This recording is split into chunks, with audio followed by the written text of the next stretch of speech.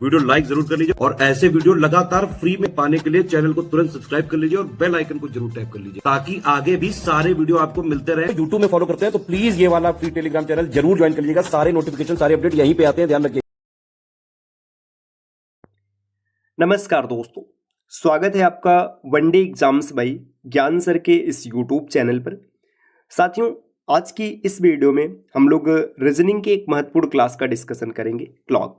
देखिए, जितनी भी प्रतियोगी परीक्षाएं हैं जहां पर रीजनिंग से प्रश्न आते हैं उनमें क्लॉक से 1 से 2 क्वेश्चन देखने के लिए मिलते हैं। काफ़ी आसान चैप्टर भी होता है और काफ़ी इंटरेस्टिंग भी होता है।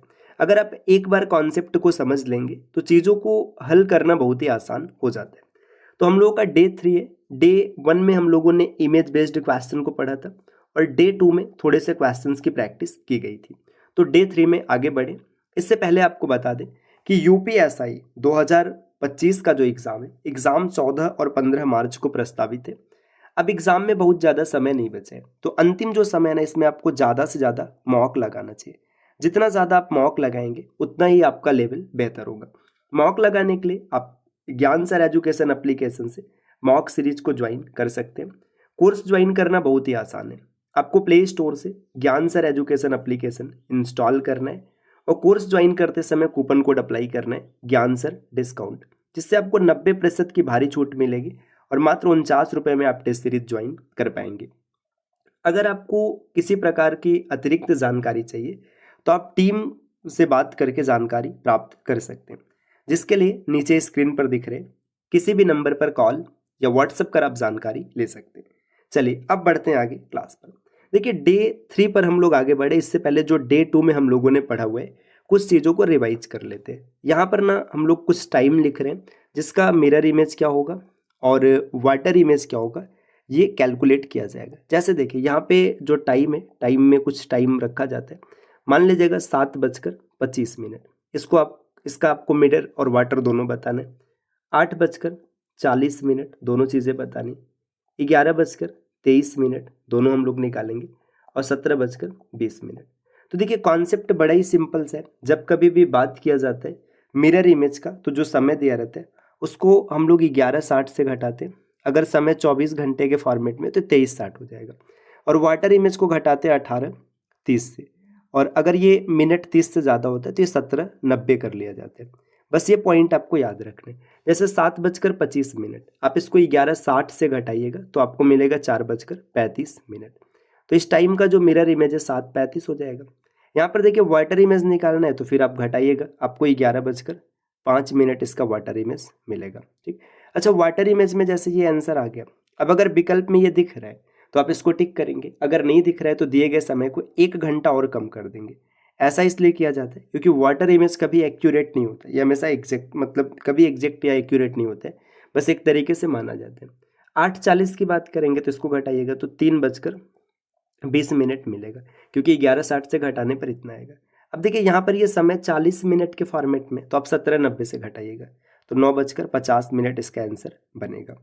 तीसरा यहाँ पर दिया 11:23। देखिए, 11:23 से 11:23 को घटाइएगा तो आपको मिलेगा 00, क्योंकि 11 से घटाएंगे तो 00, और यहाँ पर 37, इतना आएगा मिरर इमेज। वाटर इमेज की बात करेंगे तो आपको मिलेगा 7:07। और इस अंतिम क्वेश्चन में देखिएगा, यहाँ पर दिया है 17:20। इसको जब आप देखिए, अब ये 11 वाले फॉर्मेट में नहीं आएगा, इसको 23:60 से घटाइएगा तो 6:40 आपको मिला 23:60 से घटाने पर। और यहाँ पर अगर आप देखेंगे तो 00, मतलब 18 से घटाएंगे तो आपको 1:10 मिलेगा। तो ये मिरर इमेज और वाटर इमेज का कॉन्सेप्ट रहा। दूसरे दिन की क्लास में जो हम लोगों ने एंगल बेस्ड क्वेश्चन देखा था, एंगल बेस्ड क्वेश्चन, जैसे एक क्वेश्चन को समझते, मान लीजिएगा एक क्वेश्चन यहाँ पर दिया कि 5:30 पर घड़ी में जो कोण बनेगा वो कितना बनेगा, ये क्वेश्चन आपसे पूछ लिया गया। तो 5:30, इसका फार्मूला बड़ा बेसिक सा होता है, theta is equal to 11/2 minute minus 13 into hour, ये फार्मूला होता है। अगर आप इस फार्मूले से कैलकुलेट करेंगे तो आपको तुरंत आंसर मिल जाएगा। देखिए, 11/2 है ना, 11/2 मिनट की बात करेंगे तो मिनट की वैल्यू यहाँ पर 30 दिया हुआ है ना, 30 रख लेंगे, माइनस 13 हो गया। आवर की वैल्यू 5 दे रखा है तो 5 रखेंगे। बस कैलकुलेट कीजिएगा, आपको आंसर मिल जाएगा। देखिए, इसको यहाँ पे काटेंगे तो 2 आ गया, 15 आ गया, है ना। 11 15 में 165 और माइनस 30 पंचे 150, घटाएंगे तो आपको मिलेगा 15 डिग्री। अब देखिए जो कोड होता है ना, ये हमेशा चाहे प्लस में है चाहे माइनस में है, लिखा हमेशा एक ही जाता है। अच्छा, ये इतना बड़ा कैलकुलेशन एग्जाम में आप करेंगे, मैं इसका आपको स्मॉल ट्रिक बता रहा हूँ, है ना। ये जो स्मॉल ट्रिक है आपको एग्जाम में बहुत ज़्यादा काम आएगी। आप 1 सेकंड में निकाल लेंगे, क्वेश्चन को देखेंगे, आंसर आपके सामने होगा। देखिए स्मॉल ट्रिक क्या कहते हैं, समझिएगा। 5:30, 5:30 कब होगा, आप दिमाग में सोचिएगा। 5:30 का मतलब है जो घंटे की सुई है 5 पर होगी, मिनट की सुई होगी 6 पर। ठीक, दोनों के बीच का डिफरेंस कितने का है, 1 घंटे का है। और 1 घंटे में घंटे की सुई 30 डिग्री का कोण बनाते हैं। ठीक, 30 हो गया। अब अगर मिनट वाला टाइम ज़्यादा होगा तो माइनस करेंगे, और मिनट वाला टाइम कम होगा तो प्लस करेंगे। देखिए 5 से ज़्यादा है तो माइनस करेगा। अब माइनस या प्लस जो किया जाता है, ये मिनट का आधा, तो 30 का आधा 15, 30 में से 15 गया, 15 आ गया। कितना आसानी से आपने इसको ओरली कर लिया। जैसे एक क्वेश्चन से और समझते हैं तो ज़्यादा अच्छा क्लियर होगा।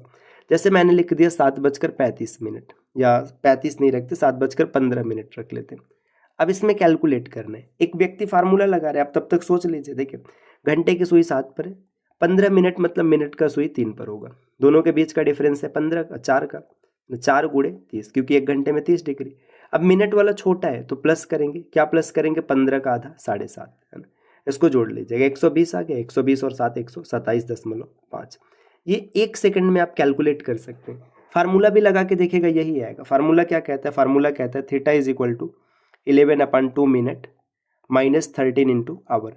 देखिए 11/2 मिनट की वैल्यू कितनी है 15, और माइनस 13 इंटू आवर की वैल्यू है 7। कैलकुलेट करते, देखिए ये काटेंगे तो इसको मिलेगा 7.5, या गुणा करा लीजिएगा। 11 15 में 165, इसका आधा लेंगे तो 82.5, और माइनस 210। अब घटाइएगा तो आपको मिलेगा माइनस 127.5। और कोड को कभी माइनस में नहीं लिखा जाता, माइनस आएगा तो भी प्लस ही लिखेंगे, तो ये इसका आंसर बन जाएगा। कितनी आसानी से आपने कर लिया। ठीक, इसके बाद ये एक टाइप हो गया। अगला टाइप क्या रहता है ना कि एंगल दिया रहता है, टाइम पूछा जाता है। टाइम पूछा जाता है एक क्वेश्चन, उसको भी समझ लेते हैं। जैसे मान लीजिएगा एक क्वेश्चन यहाँ पर दिया, आपसे पूछा है कि बताइए 7 व 8 बजे के बीच, है ना, 7 व 8 बजे के बीच कब 60 डिग्री का कोण बनेगा। देखिए यहाँ पे क्वेश्चन ये पूछा गया है कि 7 और 8 के बीच में कब 60 डिग्री का कोण बनेगा। तो आप इसको बेसिक तरीके से भी लगा सकते, जो थीटा वाला फार्मूला था। इसका स्मार्ट अप्रोच होता है time is equal to 2/11 A1 plus minus A2। आप कहेंगे अब ये नया झमेला क्या आ गया, तो देखिए ये इसका स्मार्ट अप्रोच है, आप जल्दी कर पाएंगे। जो A1 होता है ना, A1 हमेशा जो रहेगा आप लिखेंगे टाइम इंटू 30, टाइम इंटू 30। अब टाइम क्या लेंगे, जो समय दिया रहेगा उसका पहला, जैसे 7 और 8 दिया ना, तो यहाँ पे 7 को सेलेक्ट करेंगे। और A2 जो होता है, A2 हमेशा होता है गिवन एंगल। गिवन एंगल मतलब दिया गया कोड, जो कोड दिया गया उसी को आप A2 रखेंगे। जैसे इस प्रश्न को सॉल्व करते, देखिए T is equal to 2/11, A1 का मान हो जाएगा 7 गुणे 30, है ना, 7 गुणे 30, और प्लस माइनस A2 का मान है 60। ठीक, अब इसको सॉल्व करते हैं। देखिए जब सॉल्व करेंगे तो क्या आएगा, यहाँ पे जब सॉल्व किया जाएगा तो T बराबर 2/11 210 प्लस माइनस 60। एक बार आप प्लस लेंगे और एक बार माइनस लेंगे। जैसे प्लस आपने लिया तो आपका कितना बनेगा, 210 और 60 270 गुणे 2 और बटे में 11, तो 540 बटे में 11, तो 11 चौका 44 हो जाएगा, है ना। 11 चौका 44, 11 9 99, 1/11। तो आपका जो समय आएगा 7:49 सही 1/11 इस समय पे 60 डिग्री का कोण बनेगा।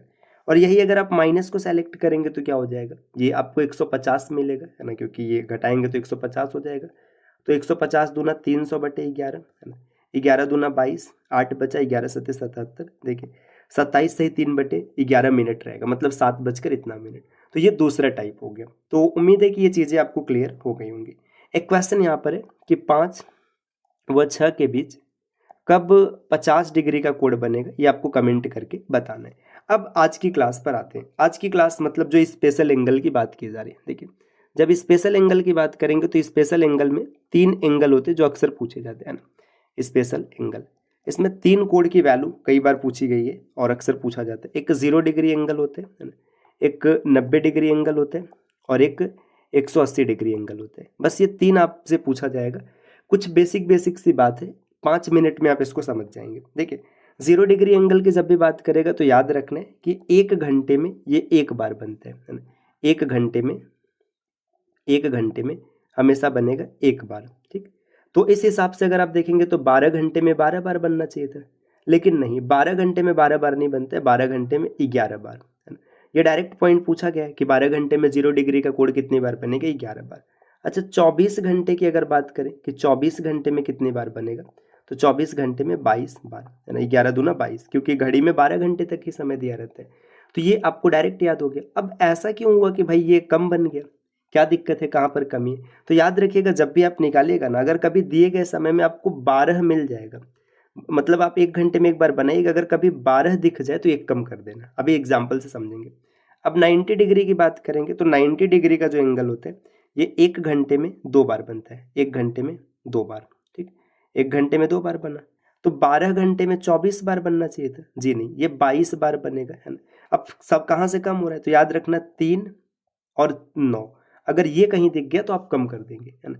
और इसी तरीके से 24 घंटे में देखेंगे तो 44 बार ये बनेगा। अब आप जो 180 दिया इसकी बात समझिएगा, ये भी 1 घंटे में एक बार बनता है, 12 घंटे में 11 बार बनता है, और 24 घंटे में 22 बार बनता है। कम कहाँ से होता है, कम होता है 6 के कारण। तो देखिए अगर कभी कोई समय दिया है उसमें 0 डिग्री का एंगल पूछा जा रहा है, जितना समय दिया ना आप सीधा उतना कर देना। अगर बीच में 12 आ गया तो ये कम कर दीजिएगा, 3 और 9 आ गया तो यहाँ से ये कम होगा, और 6 आने पे ये कम होगा। जैसे देखिए मैं एक क्वेश्चन यहाँ पे बता रहा हूँ तो आप अच्छा समझ पाएंगे। जैसे मैंने क्वेश्चन लिखा कि 7 बजे से 11 बजे तक, यहाँ पे 4 घंटा है ना। आपसे पूछ लिया बताइए 0 डिग्री का एंगल कितनी बार बनेगा, तो 7 से 11 कितने घंटे हैं, 4 घंटे। जब 4 घंटे हैं तो फिर ये 4 बार बनेगा। देखिए 4 घंटे में 4 बार, कम पता है क्यों नहीं है, क्योंकि इसमें 12 नहीं है। यही मैं पूछ लेता बताइए 90 डिग्री का एंगल कितनी बार बनेगा, तो 4 घंटे।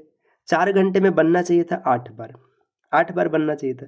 लेकिन इसमें अगर आप देखेंगे तो 7 के बाद 8 9 आ रहा है ना, 9 आ रहा है तो एक कम कर दीजिएगा, 8 माइनस 1 7 इसका आंसर बनेगा। यही अगर पूछ लिया जाता कि 180 डिग्री का एंगल कितनी बार बनेगा, तो 180 डिग्री का एंगल अगर आप देखेंगे तो 180 6 के कारण कम होता है ना। तो यहाँ पे 4 घंटे तो जी 4 बार बन जाएगा। तो ये टाइप होता है, ये तरीका होता है। जैसे और क्वेश्चन को देखते हैं। देखिए जैसे मैंने लिखा कि सुबह 5 बजे, है ना, सुबह 5 बजे से शाम 4 बजे, है ना। अब इसमें आपसे क्वेश्चन पूछा गया कि सुबह 5 से शाम 4 तक आपसे पूछ लिया गया कि बताइए 0 डिग्री का एंगल कितनी बार बनेगा, है ना। 0 डिग्री एंगल सुबह 5 से शाम 4 तक आएंगे तो 11 घंटा है ना। 11 घंटा तो बनना चाहिए 11 बार। अब देखिए क्या इसमें सुबह 5 से शाम 4 तक जाने में 12 आएगा, जी हाँ, दोपहर का 12 आएगा। तो 12 आ रहा है तो इसका मतलब एक कम हो जाएगा, कितनी बार बनेगा, 10 बार, है ना। आपसे पूछ लिया गया बताइए 90 डिग्री का एंगल कितनी बार बनेगा, तो 90 डिग्री का जो एंगल हो जाएगा 11 घंटे में 22 बार बनना चाहिए, 22 सही होता है। इसमें देखिए कहीं 3 और 9 आ रहा है कि नहीं आ रहा है ना। 3 और 9 को अगर देखेंगे तो देखिए 5 बजे से शुरू किया गया तो 6 7 8 9 आ रहा है ना, और 3 भी आ रहा है, तो इसलिए ये 2 माइनस हो जाएगा, तो बना 20 बार। और आपसे पूछ लिया गया कि बताइए 180 का एंगल कितनी बार बनेगा, तो 180 6 के कारण माइनस होता है। सुबह 5 बजे के बाद 6 आ जाएगा, है ना, फिर ये 6 एक बार आएगा, तो 11 घंटे में 11 बार बनना था, लेकिन एक माइनस हो गया क्योंकि 6 आ रहा है, तो ये 10 बार बनेगा। तो साथियों उम्मीद है कि ये क्लास आपको पसंद आई होगी और चीज़ें समझ में भी आई होंगी। अब अगली क्लास में हम लोग क्वेश्चन की तगड़ी प्रैक्टिस करेंगे, तो मिलते हैं आपसे एक और बेहतरीन क्लास में।